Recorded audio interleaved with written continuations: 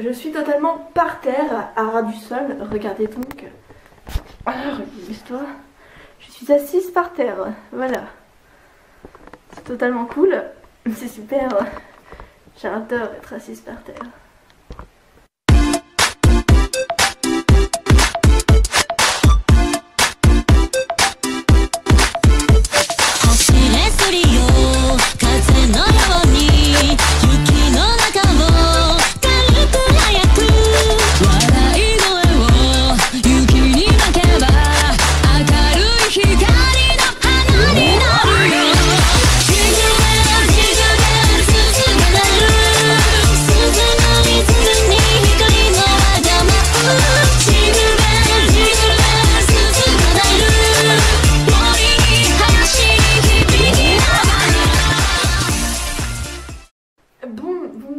Vous avez vu que je suis assise par terre parce que j'ai plus de chaise, j'ai plus que la caméra, le pied, le livre et le bonnet. J'ai plus le panier à bonnet, j'ai plus que le bonnet. Voilà, on est réduit à ce pompon, voilà, pour se maquiller. La fille ne se maquille jamais. Aujourd'hui, le conte du jour sera Neige, d'Olga Laquey et Grégoire Solotare. Alors, je crois que j'ai la voix cassée. Donc, c'est vraiment le moment idéal pour lire un livre. Vos oreilles vont s'ouvrir. J'adore. Magnifique. C'est super. De la neige. Oh, neige. C'est magnifique. Oh, c'est magnifique. Vous j'adore. Il y avait une fois un loup blanc.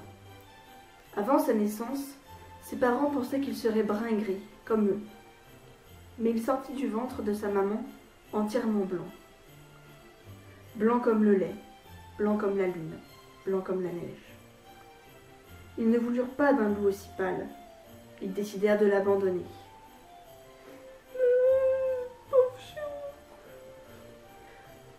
Le jeune loup grandit en se débrouillant comme il pouvait. Et puis l'hiver arriva. Il se mit à neiger.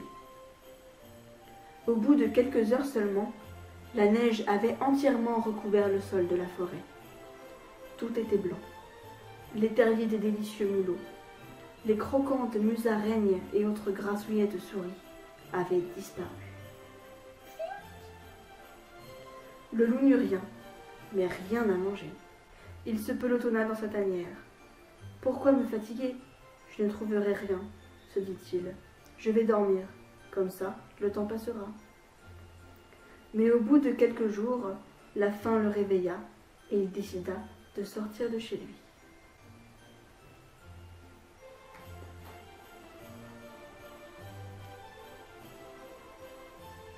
La forêt était muette et le loup blanc marchait en silence. Seul un rouge-gorge de temps en temps faisait son cuit-cuit d'hiver.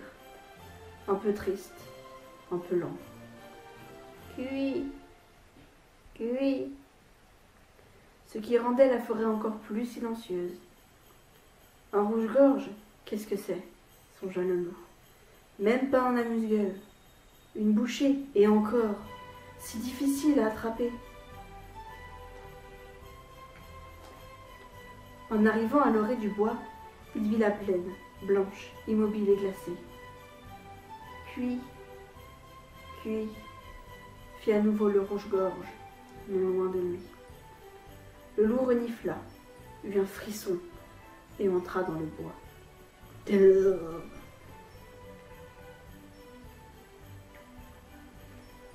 Ouh! Fit alors une voix. Le loup se retourna. Il lui sembla apercevoir, non pas quelque chose ou quelqu'un, mais un mouvement, juste un mouvement derrière un arbre. Parfois, un peu de neige qui tombe d'une branche donne cette impression, se dit-il. Et la neige ne fait pas où? C'est sans doute un animal blanc comme moi qui se confond avec la neige, ou noir qui se confond avec les arbres. Peut-être est-ce un blaireau, à la fois noir comme les arbres et blanc comme moi. Un blaireau. Dommage, c'est immangeable un blaireau. Et si c'était un lièvre blanc? Ce sont les meilleurs. Ou un ours noir, terrifiant, prêt à bondir sur moi. La solitude avait appris au jeune loup blanc de ne pas avoir peur, et il se dirigea tout droit vers cet animal inconnu. « Bonjour, lança-t-il. Surgit alors un animal noir, un loup noir, et non pas blanc comme lui. Le loup noir n'avait jamais vu de loup blanc. Il eut un léger sursaut devant cette bête étrange, presque invisible sur la neige. « Hey, ne me touche pas! Qui es-tu? Un loup fantôme? Ou un loup noir blanc de peur? » « Du calme, dit le loup blanc. Du calme. Je suis un loup, comme tous les loups. Je cherchais de quoi manger. » Le loup noir le détailla des pieds à la tête. Il le trouva si laid qu'il en éprouva de la pitié. « Moi aussi je cherche à manger, dit-il poliment. Nous sommes deux. » Le loup blanc le regarda à son tour. « Le pauvre, se dit-il, comme ce doit être dur d'être né si laid. » Il ne put s'empêcher de le vouvoyer. « Puis-je vous être utile ?»« Non merci, trop aimable, » fit le loup noir qui, dans d'autres circonstances, aurait plutôt répondu « Eh oh, tu n'es pas ma mère !» Après un petit silence gêné, le loup noir dit au loup blanc « Je n'avais jamais vu de loup blanc avant. Ce n'est pas mal comme couleur. »« Le noir est bien aussi, » dit le loup blanc. « C'est un peu bizarre pour un loup, mais... »« Pas du tout bizarre, » dit le loup noir. « C'est plutôt vous, enfin toi, c'est original, ce blanc. D'où ça vient ?»« Ça vient de la couleur des loups, » dit le loup blanc. « Ah bon ?» fit le loup noir. « Moi, je pensais que ce qui était blanc, c'était plutôt... Je connaissais les moutons blancs, par exemple, délicieux d'ailleurs, et le linge blanc, ou encore le pain blanc, formidable le pain blanc. »« Vous vous trompez, répondit le loup blanc. Le blanc est la plus belle des couleurs, tout le monde le sait, et c'est la couleur des loups. C'est le noir la plus belle des couleurs, dit le loup noir.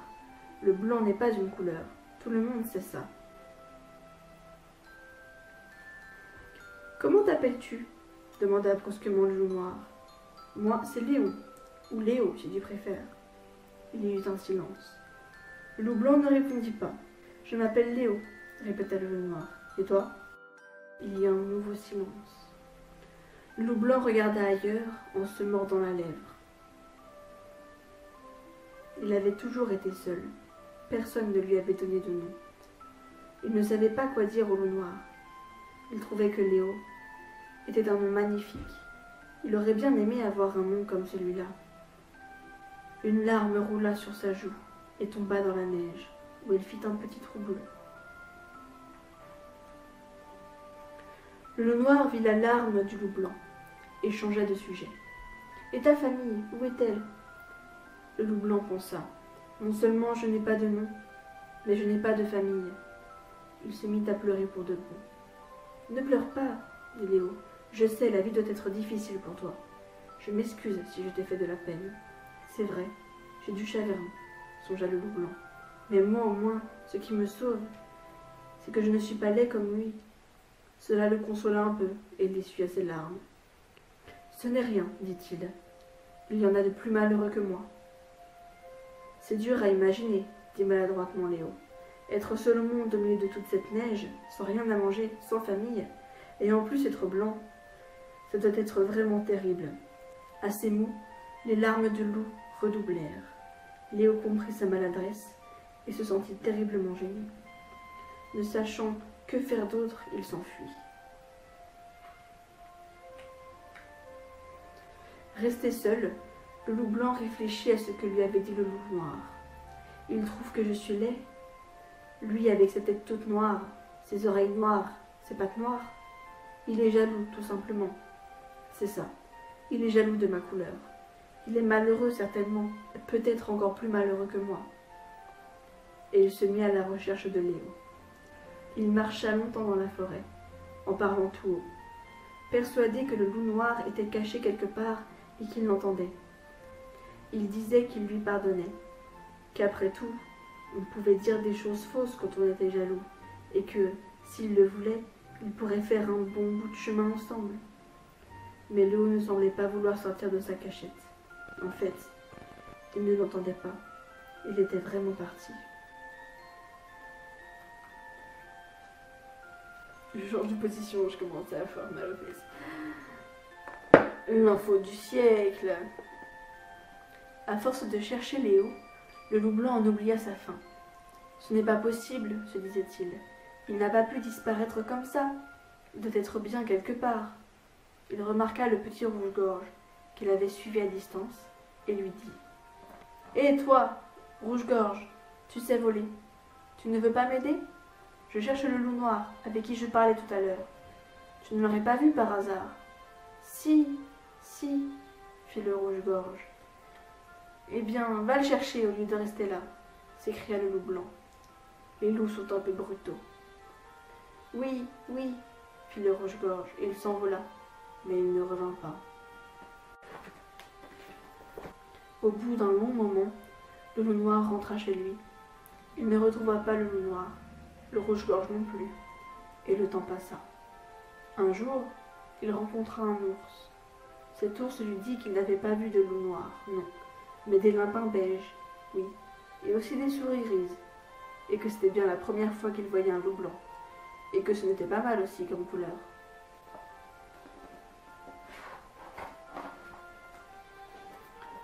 Un autre jour, il vit un couple de corbeaux, qui n'avaient pas vu de loup noir, eux non plus.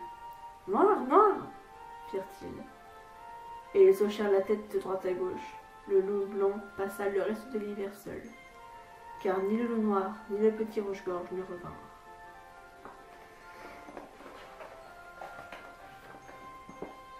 Et puis un matin de printemps, au milieu des bruits de la forêt, le loup blanc entendit soudain « Hé, neige !» Il se retourna et vit le loup noir assis qui l'observait. « Hé, Léo, ça me fait bien plaisir de te voir. » Il se frotta les yeux et le regarda. « Ce n'est pas si laid finalement, pensa-t-il. Où étais-tu passé? Je t'ai cherché tout l'hiver. » Léo, lui aussi, avait passé l'hiver tout seul. Il vit que le loup blanc était content de le voir, et ça lui fit plaisir. « Comment m'as-tu appelé ?» demanda brusquement le loup blanc. « Neige !» dit Léo. « Pourquoi? Tu n'aimes pas ?»« Si, si !» dit le loup blanc après un long moment d'hésitation. « Neige !»« J'ai fait du feu un peu plus loin, » dit Léo. « Il y a un poulet en train de rôtir. Ce n'est pas beaucoup pour deux, mais si ça te dit, j'arrive !» dit le loup blanc. « Neige !» se répéta-t-il. « Quel beau nom, Neige ! C'est moi !»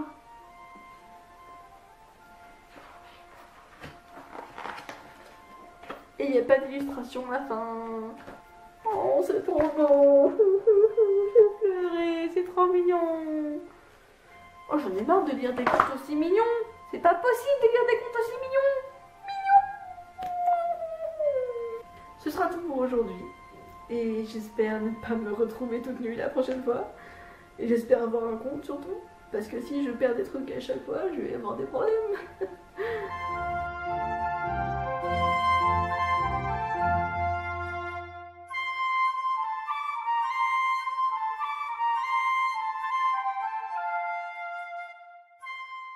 Non, ce n'est pas un mono-sourcil. C'est un bonnet de Noël.